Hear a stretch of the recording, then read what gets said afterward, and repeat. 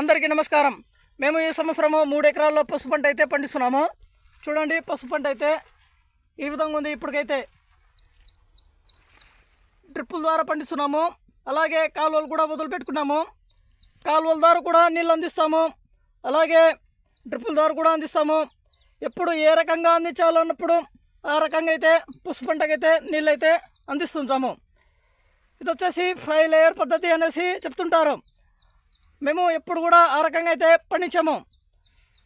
పండిస్తే ఒకే రకమైన పంట పండిస్తాం. అంటే ఇప్పుడు 3 ఎకరాలు పసుపు పంట పండిస్తాం.